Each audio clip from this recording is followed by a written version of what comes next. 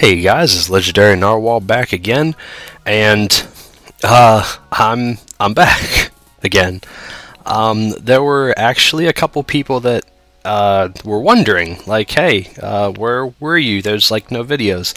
I took October off. Basically, I was spending October to focus a lot on school and work and other things, so I didn't really have any time during October to make anything. So that's really the reason why I haven't been doing anything in so long. I don't have a Twitter or anything like that, not for this channel and not for my personal life either, but I guess for this channel it's something that I will look into so that I can kind of say, like, hey, I'll be going away for whatever, just so people aren't like, why is there nothing here? Honestly, I didn't bother posting that I was taking a break because I have so few subscribers that I figured nobody would care and nobody would miss me, but a couple people did, so I apologize for that. However, now that I'm back, I'll be bringing you a bunch of things, FTL being one of them, Terraria being another, as many WoW videos as I can. Sadly, I can't give you any raid videos because the guild that I raid with is a piece of crap, and it's been like 6 or 7 weeks, I think, since Mists of Pandaria launched, and we still can't get the first boss in the first raid past 30% HP after 6 or 7 weeks. So yeah, I'll do raid videos when I can. Challenge mode content as well when I can. We have done a little bit of challenge modes, so I'll do that and get into that. But this one right here is about FTL, Faster Than Light. A game on Steam, came out a little while ago, and this is about the ships. Okay, this is about all of this. All of these. Now, you start with this ship. You start off with the Kestrel, okay, and then you have to unlock all of these other ones. There are two that are very easy. The NG Cruiser is very easy, and the Federation Cruiser is also very easy. NG Cruiser, you just have to make it halfway through the game, to like Sector 5, and you just get it automatically. Cruiser, you just have to beat the game once, and then you get that. Now, one thing that I will say and that I will stress, because I'm going to put this in the comment as well, but I don't want people thinking that I'm just blatantly stealing things and saying, oh, I'm all that. This is not my save file. This is not my save file. I have copied my save file and backed that up, so it's in a different folder, but right now I'm accessing a save file that was up for download on a website. Link will be in the description. I can't remember the website or the guy's name that posted, but I'll make sure to put that in credit in the description below. The main thing that kind of drew me to this website and this save file was that this guy posted a file that had all 9 ships and all of the variants, Type A and Type B, for all 9 ships. Now, I can't imagine how long that took this person to get, because this being a roguelike game, all of these, except for these 2, are based on random encounters that are, in essence of the word, random. They're very, very hard to come by most of the time. And some of them, like the Crystal Cruiser, require a chain of 3 to 4 random events that all have to happen in the correct order. So this will just be me kind of showing you all 9 of these, what they start with, and then detailing a little bit how you can unlock the Type B for each one. Okay, and again, link will be posted in the description. I take no credit for this. In fact, if I go out to the menu here and I try and click on stats, you will see there is nothing here. Okay, there is nothing here at all. There is some stuff over here because I was playing a game with the Slug Ship. However, I went ahead and abandoned that so I could show you this video with the new game screen. But yeah, as you can see, total game played 1, and obviously that's impossible. Using a save file will completely wipe all of your stats. I didn't really care about that so much, and after I'm done these videos, I will probably be getting rid of this so I can go back to my main save, because the sense of accomplishment of managing to unlock something is pretty high, and it is something that I want. But for someone that wants to do videos on all these ships, I can't wait forever to unlock them all, so this is just an easy way to do that. So Kestrel, you can see starting systems here. We've got Artemis and a Burst Laser 2. This is a very, very nice weapon to start. 3 crew. Achievements here. This one is you have to have 6 unique aliens on board. So, Human, Mantis, Rock, NG, Sultan, and which one did I miss? Crystal, I guess, or Slug, sorry. So, this is possible, but the only way it's possible is by getting everyone except the Crystal crew member, or getting the Crystal crew member and almost everyone else. So that's very difficult to do. You need to really try and hit as many different sectors as possible, do a lot of slaver encounters if you can come across them. This one right here is very easy. You just have to install everything on the ship at once. Now, you may not be beating the game on the same playthrough that you do this, because by installing every single system, like teleport drones, cloak, everything, some of that is not going to be maxed out. You may not be in the best position possible to do the final boss at that point, but you'll have the achievement. This one here is not as hard as it seems. As the Mantis Cruiser, repair back to full health when it only has 1 HP remaining. Basically for this, the thing you want to do is you need to have foreknowledge of a store, and you need to be right next to that store. You need to be 1 jump away from the store. You need to have a bunch of scrap. I would say at least 100 just to be completely safe. It's not going to take you 100 to fully repair, but again, just to be safe.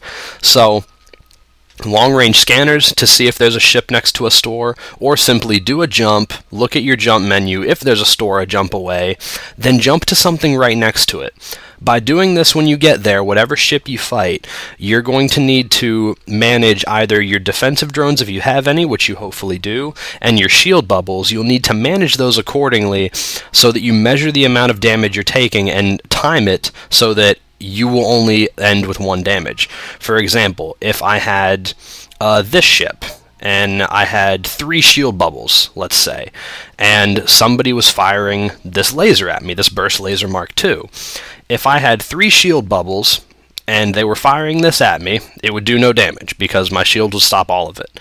Now, if I had, say, 2 HP, what I would do is I would manually right-click and disable 1 shield bubble, so I would have 2.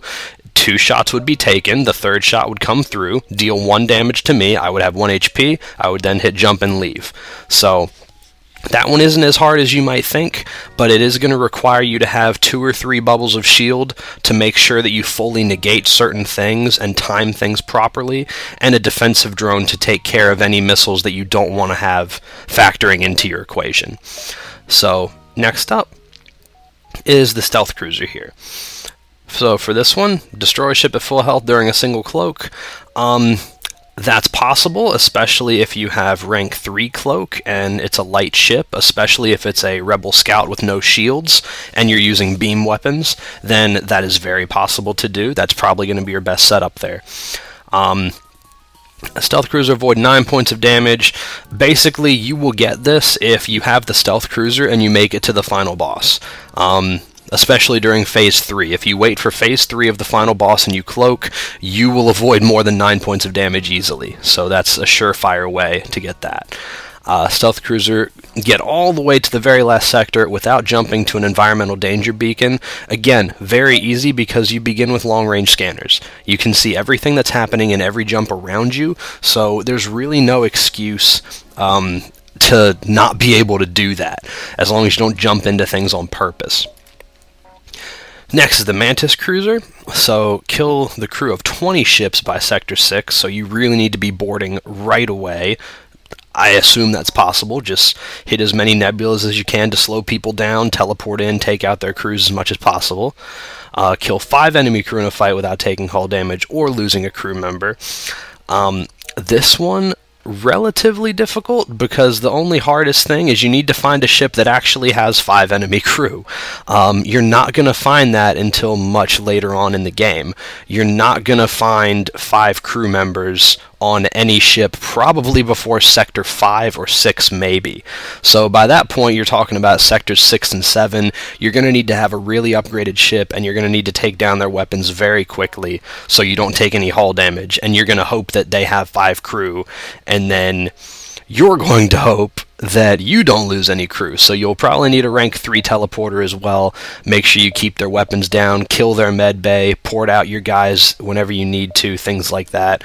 Start fires if you can. I don't believe you need to, well, it says kill them in a fight, so I do believe that your Mantis, your crew, would need to deal the killing blow, so you can't just do things like fire or anti-bio beams and things like that.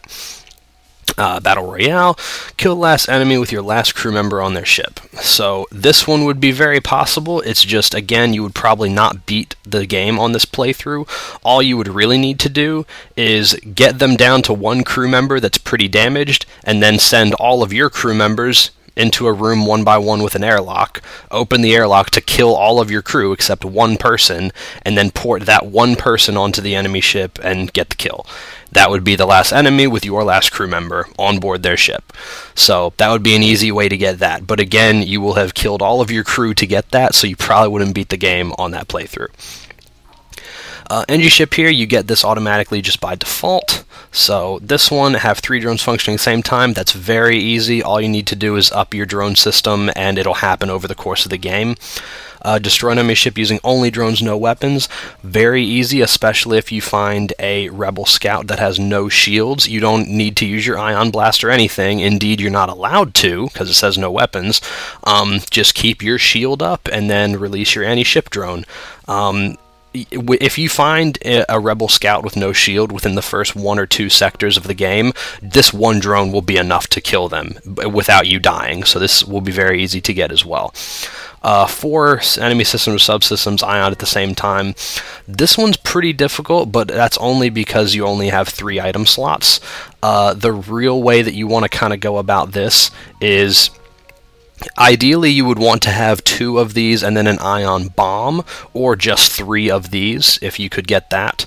And you would have this targeted on one system, this targeted on another system, and then when both of those were down, you want to keep that fire rate on, because the more times your ion lands on a target that's already disabled, then the disables add up. They're additive. So you keep on doing the disables over and over and over and over. Then when they've both taken like 2 or 3 shots, you fire both of them onto a 3rd, and then loose your bomb on a 4th. And then that would probably get you all 4 fairly easily. Cruiser here, use only artillery beam to destroy enemy ship while taking no hull damage. This is easy as long as you're lucky enough to find a enemy ship that cannot pierce your shields. So even late game, if you face an enemy ship late game that only has beam weapons, and you have like 3 bubbles of shield already, then all you do is just sit there. You can't take any hull damage during this, keep in mind, so you need to negate all the damage coming into you. So use a defensive drone for their missiles. If you find a ship that only has a missile launcher, that'll be really easy. Just shoot down all their missiles, wait for your hull beam to take them out. Ideally, you would want this upgraded to full. It's possible to do it without that. However, what may happen is you'll get off 1 or 2 rounds of this, they won't be dead, and then they'll try to escape with their FTL. And they will escape before you fire this, so at that point you may as well just kill them with your normal weapons to get the scrap, and that would not let you get that achievement. Diplomatic immunity, 4 special blue events by Sector 5. Again, this isn't that hard because you already have 4 different racial crew members. Just try and do as many different sectors as possible, like Human 1, Mantis 1, NG 1, things like that. Just try to not repeat the same sector as much as you can. Get to Sector 5 without upgrading your weapon system. Again, that's actually pretty easy, because it doesn't say you can't have more weapons, it's just you can't upgrade your weapon system. So I would encourage you to get a missile weapon to upgrade this by 1 or 2, and then try and fill up your weapons. Just don't put any more power into this. After Sector 5, you can then power this up, put all your other weapons online, and continue on to beat the game. Slug Ship here. So while using Slug Ship, have vision of every room in the ship without functioning sensors. So you can't use sensors, but you need to see every room in their ship. One way to do this would be to get a teleporter and send all of your Slug crew members over there, because they'll have vision of their room and the rooms outside. So like, for example, right now, if I had one Slug crew member, where would be a good spot? Right here in the med bay, if I had one here, I would have vision of this room, this room, this room, this room, and this room. So that's a lot of rooms, okay? And then if I had another one here, I'd have this, this, this, and this. So there's really only 1, 2, 3, 4. There'd only be 5 rooms I didn't have vision of, and that's only with 2 crew members. So it's pretty easy, but you just need a lot of slugs for it.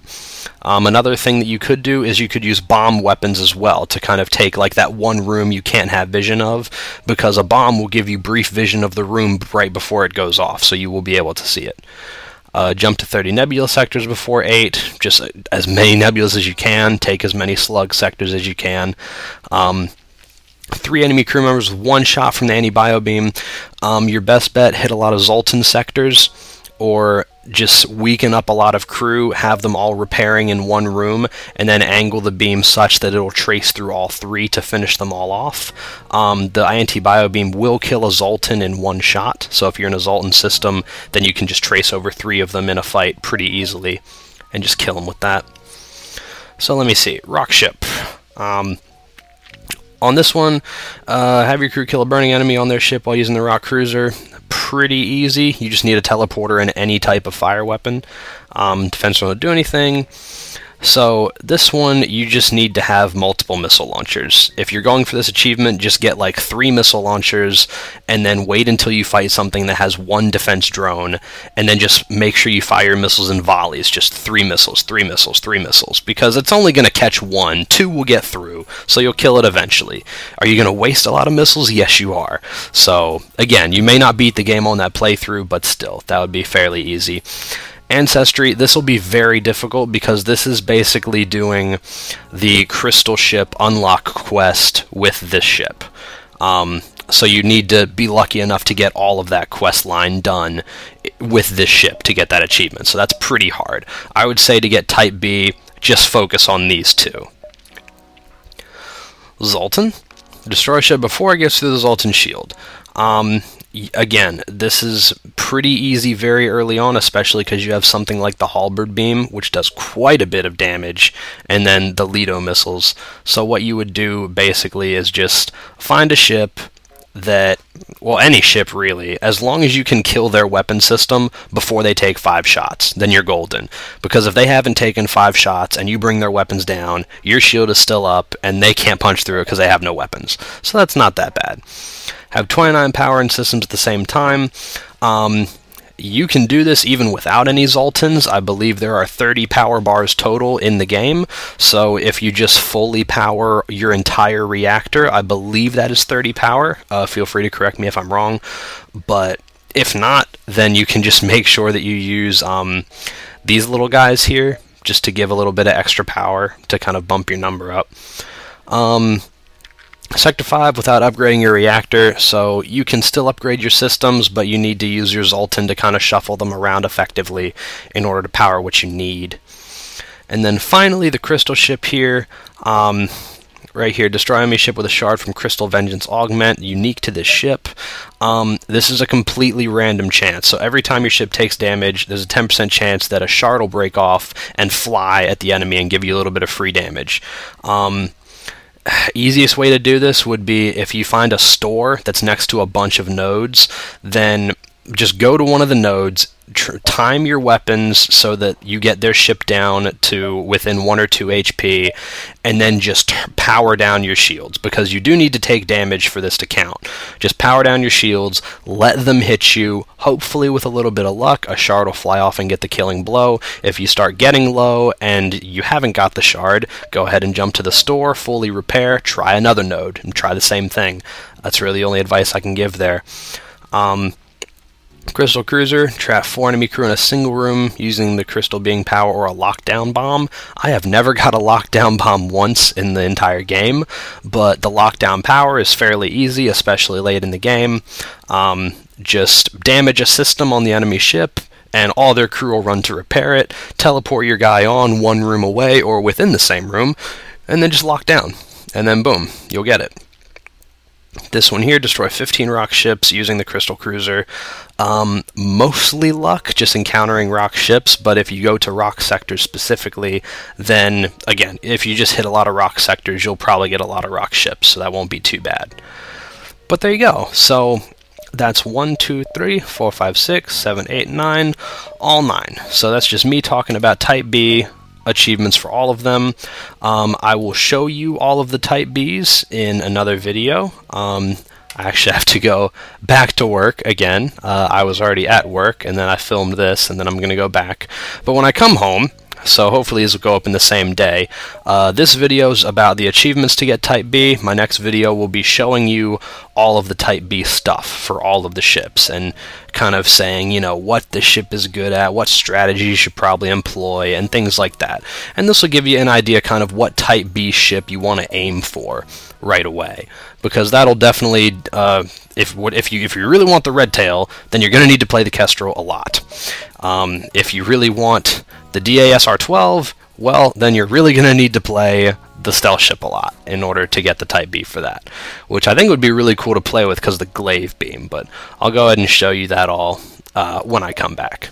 So, until then, this has been Legendary Narwhal, and I'll see you guys next time.